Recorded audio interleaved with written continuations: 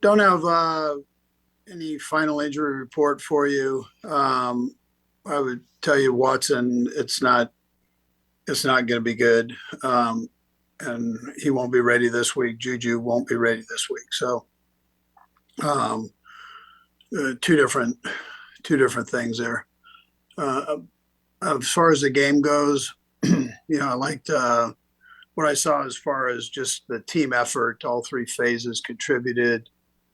We've got some things we can obviously work on both sides of the ball, special teams wise, likewise.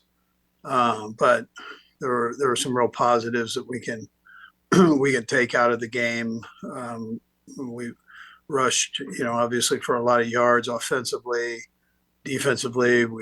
I guess, a strong offense. We were able to hold them in their rush yards and hold them um, relatively, and likewise in the pass game with the three turnovers. That was big. And then special teams wise, McCool had again a nice return there. Our Ariza was really punting the ball well, field position wise. I thought was a positive. Um, I thought defensively, I thought Chris Jones just, as he's done every game, has just been really a dominant force. And people know that. I mean, the Raiders will know it too. They played against him before. So, but this guy is playing at that MVP level, defensive MVP level. So he takes a lot of pride in being the best, and right now he's doing that. He's showing that. So um, offensively, again, there were some good individual things that took place. With Kareem and the other running backs, I thought really ran hard. Pat had some big time runs for us. Pass game, we got to get a couple things, excuse me, worked out. But we'll get that taken care of. Kelce had another productive game, as did Noah, and that combination was good for us yesterday as we went through the game. So again, uh, all in all, and both lines, I thought on both sides of the ball did a nice job, and that is really where everything starts, and your production starts on both sides. It makes the secondary and linebackers look well on the defensive side. It makes the receivers, tight ends, and running backs look good on the offensive side. So, with that, time's yours. We'll kick things off with Nate Taylor. Go ahead, Nate. Hello, Andy. I have two questions for you. The first is you guys have used Travis in a number of ways this year, but I just wonder, um, obviously, given his age, just what impresses you most about his ability as a blocker for other guys in the offense? Yeah, he's so willing to do that.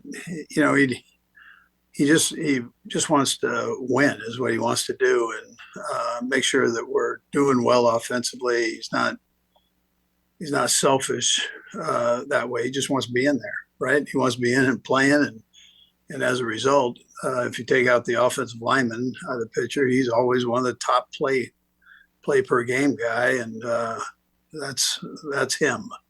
And he prepares that way during the week. He busts his tail during the week. So, and part of that's the run game, and he makes sure that he stays on top of that. And then secondly, considering Juju's injury, how much has there been a discussion about elevating one of the guys on the practice squad, whether that's Nico Remigio, Justin Ross, just where have they progressed from the last time we saw them, obviously during the preseason? Yeah, really, all those guys on the practice squad, we've got a lot of trust in. So, and feel good about. And we've talked about it a little bit. I'm gonna get with Veach here after we're done, and we'll go through everything. So, um, but I just came out of an offensive meeting and had a chance to talk to those guys and see what their thoughts were. And, we'll see. I haven't had a chance to really get with Veach on it. We'll go next to Matt Derrick. Matt? Hey, Coach. Two questions for you. One, you mentioned Chris is playing at a NFL Defensive Player of the Year kind of level. How important would it be, and what would it mean to you, Chris, the organization, for him to get that award? And how much do is there you have to kind of campaign for the Chris in a position like that, since there's so many things that he does that doesn't show up in a box score? Yeah, Matt. I mean, everybody goes off of sacks. I mean, that's you kind of know that they look at sacks first, but what he does in the run game and the pass game, to me, is what um, constitutes somebody for that spot. And I listen. He's done this over and over a number of years here, and he's been close to uh, the number of votes in that award with Aaron. But it's now. The thing that's amazing is here he is at this age and being paid what he's being paid, and the Joker just comes out and goes 100 miles an hour every play that he's in, pass and run, and he's dominant at that. And he's everybody's target. He'll be the Raiders' target this week from an offensive standpoint. But he works through that, and Joe Cullen helps him with that. Spags helps him with that. But the kid's there every day, and then every week, and so I get to see that. And then with some of the rookies, we saw a little bit more from Jaden Hicks, and obviously Chris Roland Wallace had to play a bigger role yesterday. How much of the management of some of this rookie class and these younger guys has been with the understanding and expectation that you're going to play a 2021 game season and wanting to make sure they don't hit that rookie wall? Yeah, there is a rookie wall that the guys can hit at times. We try to manage that the best we can. We've had pretty good success with it with the young guys, where we can kind of get them through that phase. But the guys they're working hard. They're contributing in the games, and then we'll just, as the college season goes on, when you start getting around that bowl time and guys, that's when they go, oh, geez, we still have 7 games left or 6 games left. And, that's kind of where you gotta look at it. But we try to do a good job working them through all that. We'll go next to Nick Jacobs. Nick.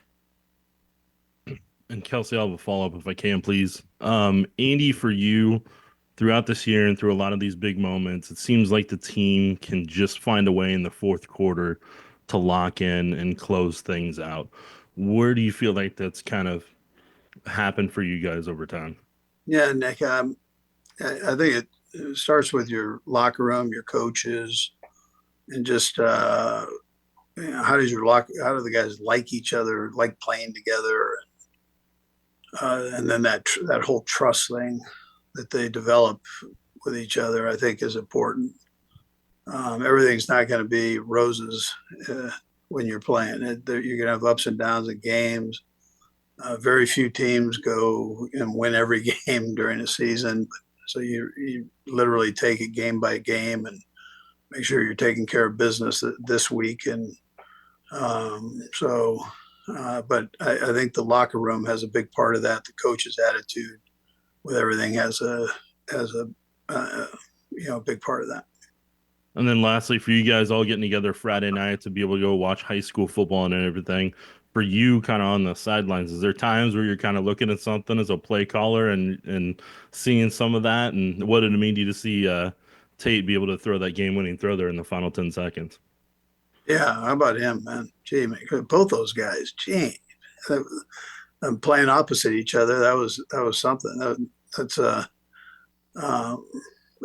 And they're both great kids. So, but Tate's a gamer, and he's been that since he was a little shooter, and now KU is going to get a good player, from all this, and it was great. That was a big game for both teams, and they love playing against each other. So it was great to have all the support out there, and it was hard for all of us to, you can't root for one side. You've got to go right down the middle because these kids have been at our training camp. We all love them. So they've worked our training camps, and you get to know them, and they're fighting their tails off to beat up on each other a little bit.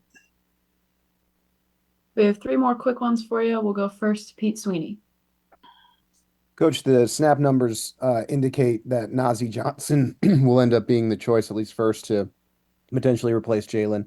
What have you and Steve seen from him in A, getting back, and then and B, what he's been able to do since he's been back that gives you confidence that you'll be okay there? Yeah, Pete, every week he's gotten better and stronger, and so that's the main thing. He's a good player.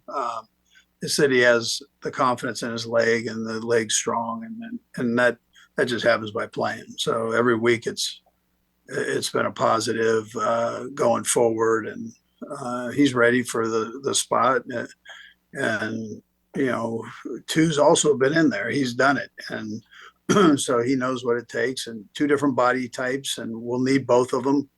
And they both need to step up. Watson was having a heck of a year, so now it's these guys have an opportunity here to step in and do the same. We'll go next to Surin Petro. Surin? And I'll have a follow-up too, if I could. Coach, you've obviously been dealing with a lot of injuries here, but not just injuries that going into the game. You've been hit a couple of times with wide receivers going down, wide receivers that would seem to have played, Rashee Rice and then Juju this past week, that were going to be a big part of the game plan. How do you weigh that? Is that something over the years you've learned? That's why there's apologies. That was my phone. Sorry. Is that something over the years you've realized that it just is something that you have to be prepared for, that someone might go down? Yeah, Soren, the coaches, I think, do a good job with rotating guys in during practice, making sure that everybody knows everybody's spot, and that you can function. And so yesterday was smooth. Connor's got a big part of that on his plate, because he does all the substitutions, and trying to get everybody in on time and moving around is not an easy task. And when people go down, so, but he did a good job the last couple of weeks with that, just making sure things ran smooth. The calls were easy, personnel wise, getting them in. And I give him most of the credit there. And then for a follow-up, just, I know you ended up getting an interception, getting the ball right back, but just, what goes into the conversation? I know Dave's in charge of the special teams, but when you decide to do a fake punt, how much of that is, something you figured out during the week, and how much of that is something that maybe you guys are spotting something in game when you decide to make that call? Yeah, that one, we thought we had something there, and David practiced it this week, and I was aware of it, and he made me aware of it during the game, and so I was aware that it was going to take place with a certain look, and they gave us a look, and we got to do a little better job executing it, but trying to stay aggressive, especially against that crew. They're a good football team. So We'll close things out with Todd Lebo. Todd? Yeah, Coach, maybe a follow-up on the culture you guys have built. Mentioned Travis willing to block, and Chris going 100 miles an hour on everything. Patrick seems to be driven by wins more than anything. I guess just how unique is it to have your best players seemingly be unselfish, and kind of what that means to the culture of your team as you get through a long season? Yeah, Todd, you're around these guys, so you know this, but that's the way they operate. I think that's positive. That's a positive culture to have. And then the end result helps too, that you are winning, and that helps. So, and how you kind of handle the highs and lows are the important thing. That'll carry you through the whole season. If you can handle the lows like you're handling the highs, well, that's a plus. So you got to stay driven to do that in either case. And so far that's been the guy's approach and the coach's approach.